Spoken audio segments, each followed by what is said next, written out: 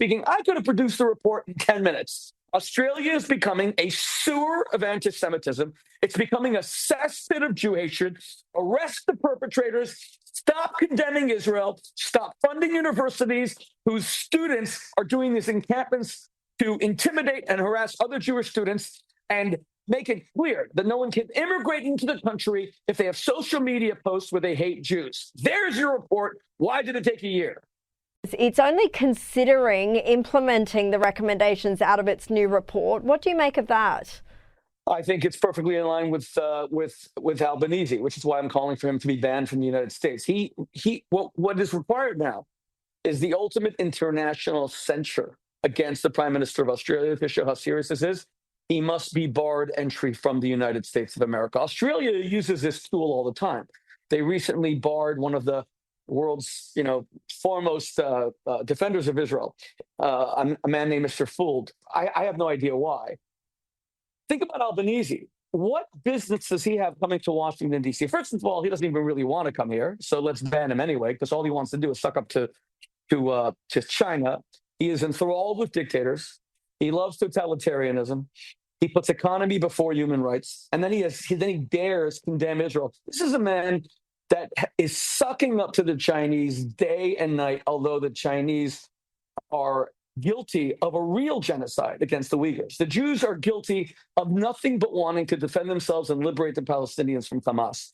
Every innocent Palestinian child who is dying in Gaza right now is a child of God. They are of infinite value. They are the same value, of course, of every Jewish and Christian child. And every single one of those children is dead because of Hamas, using them as human shields. Hamas uses these children. It's as if they strapped Palestinian babies to their front and back and use them as bulletproof vests. Albanese has become an Australian abomination. He has no place in the United States. He should be banned by President Trump. We are using every contact we have in the Trump administration, from Secretary of State Marco Rubio to HHS Secretary, my very close friend Robert Kennedy Jr., whose first cousin Caroline was the ambassador until recently in Canberra from the United States. We're speaking to Steve Witkoff. Albanese should be sanctioned as a pariah and not allowed to enter this great nation. It's perfectly in line with Albanese, which is why I'm calling for him to be banned from the United States. What is required now is the ultimate international censure against the Prime Minister of Australia to show how serious this is.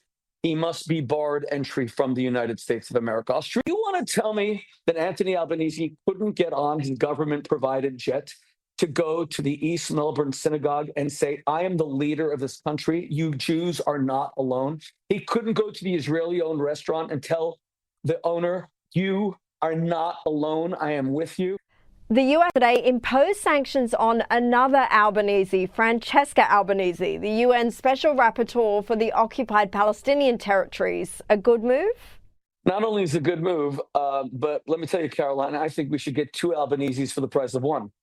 The United States, through Marco Rubio, I'm speaking to you from Florida. He was the senator from Florida. I know the senator, now the secretary. He's a great man. His actions show how much the Trump administration in general, and the American people in particular, are behind the state of Israel. And she now cannot come to the United States. She is banned. Let's get two Albaneses for the price of one. In the same way that we banned Francesca Albanese, who can never stop condemning Israel and wants Jews to have no right to defend themselves, we must now ban Antony Albanese, who is almost basically there. Ladies